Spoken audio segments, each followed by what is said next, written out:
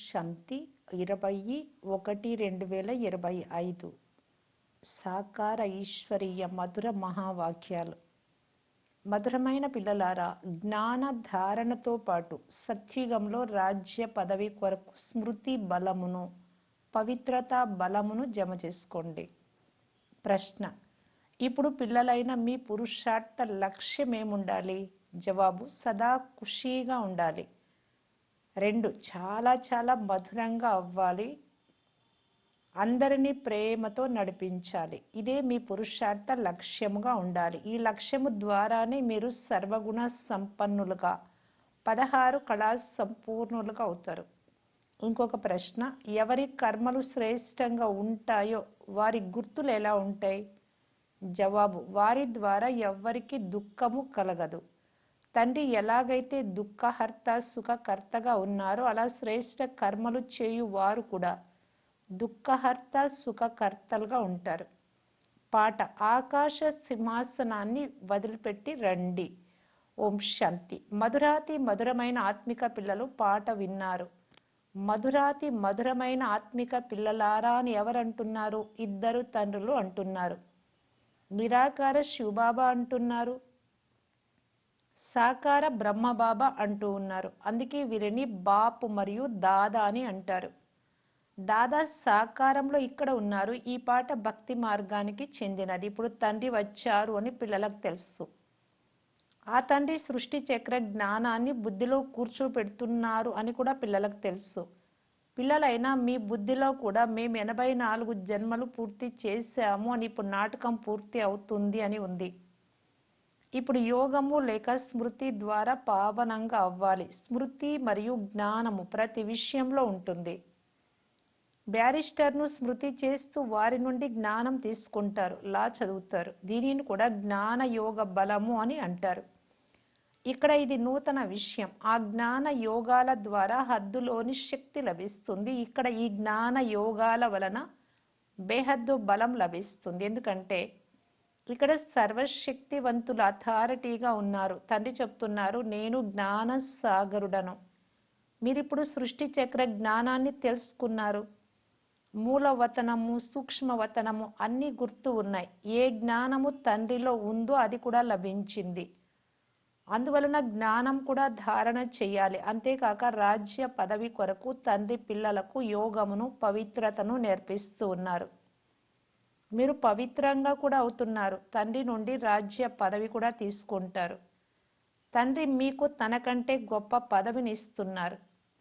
మీరు 84 జన్మలు తీసుకుంటూ పదవిని పోగొట్టుకున్నారు. ఈ జ్ఞానము పిల్లలైన మీకు ఇప్పుడు మాత్రమే లభించింది.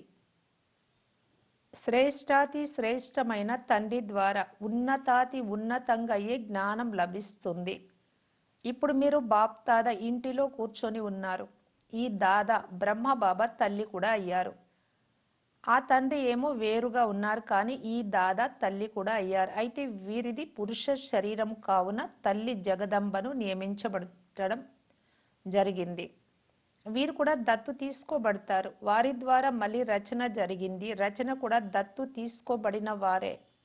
ఆస్తి ఇచ్చేందుకు తండ్రి దత్తు తీసుకుంటారు. బ్రహ్మను కూడా దత్తు తీసుకున్నారు. ప్రవేశించడము అన్నా దత్తు తీసుకోవడం అన్నా ఒక్కటే. ఇది పిల్లలు అర్థం చేసుకున్నారు.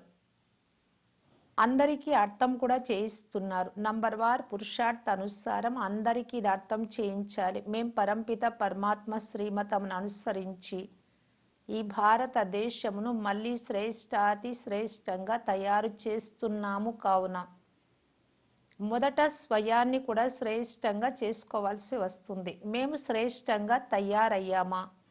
ఏదైనా భ్రష్టాచార పని చేసి ఎవ్వరికీ దుఃఖం ఇవ్వడం లేదు కదా అని స్వయాన్ని చూసుకోవాలి. నేను పిల్లలకు సుఖమునిచ్చేందుకు వచ్చాను కనుక మీరు కూడా అందరికీ సుఖమునే ఇవ్వాలి. ఆ తండ్రి ఎప్పుడూ ఎవ్వరికీ దుఃఖమునివ్వరు. వారి పేరే దుఃఖహర్త సుఖకర్త. మనస వాచ కర్మణ ఎవ్వరికీ దుఃఖం ఇవ్వడం లేదు కదా అని పిల్లలు స్వయాన్ని చెక్ చేసుకోవాలి. శివబాబా ఎప్పుడూ ఎవ్వరికీ దుఃఖమునివ్వరు. తండ్రి అంటున్నారు, నేను కల్పకల్పము పిల్లలైన మీకు అనంతమైన కథ వినిపిస్తాను. ఇప్పుడు మనం మళ్ళా ఇంటికి వెళ్ళి మళ్ళీ నూతన ప్రపంచంలోకి వస్తాము అని మీ బుద్ధిలో ఉంది. ఇప్పటి చదువును అనుసరించి చివరిలో మీరు బదిలీ అయిపోతారు. వాపస్ ఇంటికి వెళ్ళి మళ్ళీ పాత్ర చేసేందుకు నంబర్ వారీగా వస్తారు. ఇక్కడ రాజధాని స్థాపన అవుతూ ఉంది. ఇప్పుడు ఏ పురుషార్థం చేస్తారో ఆ పురుషార్థమే కల్పము జరుగుతుంది అని పిల్లలకు తెలుసు. రచయిత రచనల ఆది మధ్య అంత్యముల జ్ఞానము తండ్రికి తప్ప మరెవ్వరికీ తెలియదు అని మొట్టమొదట అందరి బుద్ధిలో కూర్చోబెట్టాలి. అత్యంత ఉన్నతమైన తండ్రి పేరునే మాయం చేసేసారు. త్రిమూర్తి పేరు మాత్రం ఉంది. త్రిమూర్తి వీధి, త్రిమూర్తి హౌస్ కూడా ఉన్నాయి. త్రిమూర్తులు అని బ్రహ్మ విష్ణు శంకరులను అంటారు. ఆ ముగ్గురి రచయిత మరియు మూలమైన శివబాబా పేరునే మాయం చేసేసారు. ఇప్పుడు అత్యంత ఉన్నతమైన వారు శివబాబా. ఆ తర్వాత త్రిమూర్తులు అని పిల్లలైన మీకు తెలుసు. తండ్రి నుండి పిల్లలైన మీరు ఈ వారసత్వం తీసుకుంటారు. తండ్రి ఇచ్చిన జ్ఞానము వారసత్వం రెండు స్మృతిలో ఉంటే సదా హర్షితంగా ఉంటారు. తండ్రి స్మృతిలో ఉంటూ ఎవరికైనా జ్ఞాన బాణం వేస్తే మంచి ప్రభావం ఉంటుంది. వారిలో శక్తి వస్తూ ఉంటుంది. స్మృతి యాత్ర ద్వారానే శక్తి లభిస్తుంది. ఇప్పుడు అది అదృశ్యమైపోయింది. ఎందుకంటే ఆత్మ తమో ప్రధానం అయిపోయింది. ఇప్పుడు ముఖ్యంగా మనము తమో ప్రధానం నుండి సతో ప్రధానంగా అవ్వాలి అనే చింత మీలో ఉండాలి. గీతను చదివే వారిని మన్మనాభవకు అర్థం చెప్పమని అడగండి. నన్ను స్మృతి చేస్తే వారసత్వం లభిస్తుంది అని ఎవరు అన్నారు అని అడగండి. నూతన ప్రపంచాన్ని స్థాపన చేసేది కృష్ణుడేమీ కాదు. కృష్ణుడు రాకుమారుడు. బ్రహ్మ ద్వారా స్థాపన అనే మహిమ ఉంది. అసలు చేసి చేయించేది ఎవరో మర్చిపోయారు. అలాంటి తండ్రిని సర్వవ్యాపి అని అనేస్తారు. బ్రహ్మ విష్ణు శంకరుడు మొదలైన వారిలో కూడా అతనే ఉన్నారు అని చెప్తారు. దీనిని అజ్ఞానం అని అంటారు. తండ్రి చెప్తున్నారు, పంచవికారాలు అనే రావణుడు మిమ్మల్ని ఎంతో తెలివిహీనులుగా చేసేసాడు. మీరు కూడా మొదట ఇలాగే ఉండేవారు. అయితే మొట్టమొదట మీరే ఉత్తమోత్తములుగా ఉండేవారు. తర్వాత క్రింద పడుతూ అత్యంత పతితులుగా అయ్యారు. శాస్త్రాలలో భగవంతుడైన రాముడు వానర సైన్యం తీసుకున్నట్లు వ్రాశారు. అది కూడా సరి అయినదే. మీరు కోతుల్లాగా ఉండేవారు అనేది మీకు తెలుసు. ఇది భ్రష్టాచార ప్రపంచం అని ఇప్పుడు అనుభవం అవుతోంది. ఒకరినొకరు తిట్టుకుంటూ ముళ్ళు గుచ్చుకుంటూ ఉంటారు. ఇది ముళ్ళ అడవి, స్వర్గము పుష్పాల తోట. అడవి చాలా పెద్దదిగా ఉంటుంది. తోట చాలా చిన్నదిగా ఉంటుంది. తోట పెద్దదిగా ఉండదు. ఇప్పుడు ఇది చాలా పెద్ద ముళ్ళ అడవి అని పిల్లలు అర్థం చేసుకున్నారు. సత్యుగంలో కొద్ది మందే ఉంటారు. పుష్పాల తోట చాలా చిన్నదిగా ఉంటుంది. ఈ విషయాలు పిల్లలైన మీరు కూడా నంబర్ వారు పురుషార్థ అనుసారంగా అర్థం చేసుకుంటారు. ఎవరిలో జ్ఞాన యోగాలు లేవో, ఎవరైతే సేవలో తత్పరులవ్వరో వారిలో అంత సంతోషం కూడా ఉండదు. దానం చేసినందున మానవులకు చాలా సంతోషం కలుగుతుంది. బ్రహ్మ బాబా ముందు జన్మలో దాన పుణ్యాలు చేసినందున మంచి జన్మ లభిస్తుంది అని అంటూ ఉంటారు. భక్తులైన వారు మంచి భక్తుల ఇంటిలో జన్మిస్తామని అనుకుంటారు. మంచి కర్మల ఫలం కూడా మంచిగానే ఉంటుంది. కర్మ పని, అకర్మ శ్రేష్టమైన పని, వికర్మ పాపం పని గురించి తండ్రి కూర్చొని అర్థం చేయిస్తున్నారు. ప్రపంచానికి ఈ విషయాలు తెలియవు. ఇప్పుడు రావణ రాజ్యం అయినందున మానవుల కర్మలన్నీ వికర్మలుగా పాపంగా అవుతున్నాయి. అందరూ పతితులుగా అయ్యే తీరాలి. అందరిలోనూ పంచవికారాలు ప్రవేశించే ఉన్నాయి. దాన పుణ్యాలు మొదలైనవి చేస్తూనే ఉంటారు. వాటి ఫలం అల్పకాలానికి మాత్రమే లభిస్తుంది. మళ్ళీ పాపాలు చేస్తూనే ఉంటారు. రావణ రాజ్యంలో ఏది ఇచ్చి పుచ్చుకున్నా అది పాపంతో కూడుకున్నదే. దేవతలకు చాలా స్వచ్ఛతతో భోగ్ పెడతారు, నైవేద్యం. స్వచ్ఛంగా తయారై వస్తారు. కానీ వారికి ఏమాత్రము తెలియదు. బేహద్దు తండ్రిని కూడా ఎంతగానో గ్లాని చేస్తారు. ఈశ్వరుడు సర్వవ్యాపి అనడం వారిని గొప్పగా మహిమ చేయడమని అనుకుంటారు. ఈశ్వరుడు సర్వవ్యాపి కాదు, సర్వశక్తివంతుడు. ఇది వీరి ఉల్టా మతం, తప్పు అభిప్రాయం అని తండ్రి చెప్తున్నారు. మీరు మొట్టమొదట తండ్రి మహిమను వినిపిస్తారు. అత్యంత ఉన్నతమైన వారు భగవంతుడు ఒక్కరే. మేము వారిని స్మృతి చేస్తున్నాము. రాజయోగం లక్ష్యం కూడా మీ ఎదుటే ఉంది. ఈ రాజయోగాన్ని తండ్రి ఒక్కరు మాత్రమే నేర్పించగలరు. కృష్ణుణ్ణి తండ్రి అని అనరు. కృష్ణుడు ఒక బాలుడు. కానీ శివుడిని ఓ తండ్రి అని అంటారు. వారికి తమ స్వంత శరీరం లేదు. ఈ శరీరాన్ని అప్పుగా తీసుకున్నాను, అందుకే వీరిని బాప్దాదా అని అంటారు. వారు అత్యంత ఉన్నతులైన నిరాకార తండ్రి. రచనకు రచన ద్వారా వారసత్వము లభించదు. రచనకు అంటే పిల్లలకు పిల్లల ద్వారా లభించదు. లౌకిక సంబంధంలో పిల్లలకు తండ్రి నుండి వారసత్వం లభిస్తుంది, ఆడపిల్లలకు లభించదు. ఇంతకు మునుపు ఇప్పుడు తండ్రి చెప్తున్నారు, ఆత్మలైన మీరంతా నాకు పుత్రులే. ప్రజాపిత బ్రహ్మకు పుత్రులు పుత్రికలు. బ్రహ్మ నుండి వారసత్వం లభించదు. తండ్రికి చెందిన వారిగా అయితేనే వారసత్వం లభిస్తుంది. ఈ తండ్రి సన్ముఖంలో కూర్చొని పిల్లలైన మీకు వినిపిస్తూ ఉన్నారు. వీరు చెప్పింది ఏ శాస్త్రముగాను తయారవ్వదు. మీరు వ్రాసుకుంటారు, సాహిత్యం కూడా అచ్చు వేయిస్తారు, కానీ టీచర్ లేకుండా పుస్తకాల ద్వారా ఎవ్వరూ అర్థం చేసుకోలేరు. ఇప్పుడు మీరు ఆత్మిక టీచర్లు, తండ్రి బీజ రూపులు. వారి వద్ద మొత్తం వృక్షం యొక్క ఆది మధ్య అంత్యముల జ్ఞానం ఉంది. టీచర్ రూపంలో కూర్చొని అర్థం చేయిస్తూ ఉన్నారు. సుప్రీం తండ్రి మనలను తన పిల్లలుగా చేసుకున్నారు అనే ఖుషి సదా ఉండాలి. వారే మనకు టీచర్ అయి చదివిస్తూ ఉన్నారు. సత్యమైన సద్గురువు కూడా వారే తమ వెంట తీసుకెళ్తారు. సర్వుల సద్గతి దాత వారొక్కరే. అత్యంత ఉన్నతమైన తండ్రి కూడా వారే. వారు భారతదేశానికి ప్రతి 5,000 సంవత్సరాల తర్వాత వారసత్వంనిస్తారు. వారి శివ జయంతిని జరుపుకుంటారు. వాస్తవానికి శివుడితో పాటు త్రిమూర్తి అని కూడా ఉండాలి. మీరు త్రిమూర్తి శివ జయంతిని జరుపుకుంటారు. కేవలం శివ జయంతిని జరుపుకోవడం ద్వారా ఏ విషయము నిరూపించబడదు. తండ్రి వచ్చిన తర్వాత బ్రహ్మ జన్మ జరుగుతుంది. పిల్లలుగా అయ్యారు, బ్రాహ్మణులుగా అయ్యారు. లక్ష్యం ఎదుట నిలబడి ఉంది. తండ్రి స్వయంగా వచ్చి స్థాపన చేస్తారు. మీ లక్ష్యం కూడా చాలా స్పష్టంగా ఉంది. కేవలం కృష్ణుడి పేరు వేసినందున గీతకున్న గొప్పతనమంతా వెళ్ళిపోయింది. కానీ ఇదంతా డ్రామాలో నిర్ణయింపబడి ఉంది. ఈ తప్పు మళ్ళీ జరగనే జరుగుతుంది. ఈ డ్రామా అంతా జ్ఞానము మరియు భక్తి యొక్క ఆట. తండ్రి అంటూ ఉన్నారు, అల్లారు ముద్దు పిల్లలారా, సుఖధామము శాంతిధామాలను స్మృతి చేయండి. అలఫ్ అనగా పరమాత్మ, బే అంటే ఆస్తులను స్మృతి చేయడం ఎంతో సులభం. మీరు మన్మనాభవార్థం చెప్పమని ఎవరినైనా అడగండి. వారేమంటారో చూడండి. భగవంతుడు అని ఎవరిని అనాలి? భగవంతుడు అత్యంత ఉన్నతులు కదా, వారిని సర్వవ్యాపి అని ఎలా అంటారు? ఇలా అడగండి. వారు అందరికీ తండ్రి. ఇప్పుడు త్రిమూర్తి శివ జయంతి వస్తుంది. మీరు త్రిమూర్తి శివుడి చిత్రాన్ని తయారు చేయాలి. అత్యంత ఉన్నతమైన వారు శివుడు, ఆ తర్వాత సూక్ష్మవతన వాసులైన బ్రహ్మ విష్ణు శంకరులు. అత్యంత ఉన్నతమైన వారు శివబాబా. వారు భారతదేశాన్ని స్వర్గంగా చేస్తారు. వారి జయంతిని మీరెందుకు జరుపుకోరు? ఆ శివుడు భారతదేశానికి వారసత్వం ఇచ్చారు. వారి రాజ్యం ఉండేది. ఇందులో మీకు ఆర్య సమాజం వారు కూడా సహాయం అందిస్తారు. ఎందుకంటే వారు కూడా శివుడిని నమ్మి గౌరవిస్తారు.